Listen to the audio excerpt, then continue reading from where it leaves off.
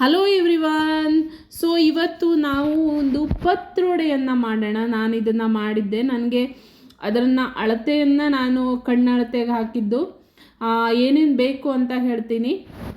ಕಡಲೆಬೇಳೆ, ಉದ್ದಿನಬೇಳೆ, ಜೀರಿಗೆ ಸ್ವಲ್ಪ, ಕೊತ್ತಂಬರಿ, ಮೆಂತ್ಯ ಸ್ವಲ್ಪ, ಅದಾದ ನಂತರ ಒಂದು 5-6 ಎಸಳು ಬೆಳ್ಳುಳ್ಳಿ, ಅದಾದ ನಂತರ ಮೆಣಸು ಎಷ್ಟು ಬೇಕೋ ಅಷ್ಟನ್ನು ಹಾಕ್ಕೊಳ್ಳಿ. ಎಣ್ಣೆ ಹಾಕಿ ಹುರಿಬೇಕು.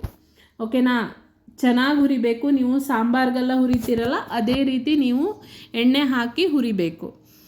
ಇದು ಆ್ಯಕ್ಚುಲಿ ನನ್ನ ಅತ್ತಿಗೆ ರೆಸಿಪಿ. ತುಂಬ ಚೆನ್ನಾಗಿ ಮಾಡ್ತಾರೆ ನನ್ನ ಅತ್ತಿಗೆ.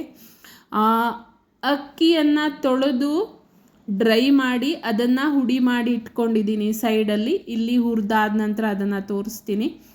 ಇದು ಹುರಿದಾದ ನಂತರ ಅದಕ್ಕೆ ಹುಣಸೆ ಹಣ್ಣು, ಬೆಲ್ಲ, ಉಪ್ಪು ಎಲ್ಲನೂ ಹಾಕಿ ನಾವು ಗ್ರೈಂಡ್ ಮಾಡಬೇಕು. ಕಾಯಿ ಇದಿಷ್ಟನ್ನು ಹಾಕಿ ನಾವು ಗ್ರೈಂಡ್ ಮಾಡಬೇಕು. ಎಲ್ಲನೂ ಸೇರಿಸಿ ಗ್ರೈಂಡ್ ಮಾಡಿದಾಗ ಅದರದ್ದು ಟೇಸ್ಟ್ ಇನ್ನೂ ಚೆನ್ನಾಗಿ ಬರುತ್ತೆ. ನೋಡಿ, ಕಾಯಿ ಎಲ್ಲ ಹಾಕಿಟ್ಟಿದ್ದೀನಿ.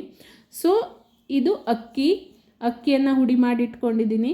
ಅದಾದ ನಂತರ ಇದನ್ನು ಮಿಕ್ಸ್ ಮಾಡೋಕ್ಕೆ ನೀರುಳ್ಳಿ ಮತ್ತು ಕೆಸುವಿನ ಎಲೆಯನ್ನು ಇದು ಮಾಡಿಬಿಟ್ಟು ಕಟ್ ಮಾಡಿ ಹಾಕಬೇಕು.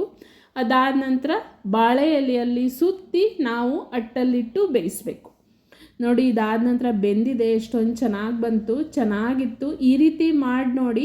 ನಿಮಗೇನಾದರೂ ಡೌಟ್ಸ್ ಇದ್ದರೆ ಕಮೆಂಟಲ್ಲಿ ಹಾಕಿ, ನಾನು ಕಮೆಂಟ್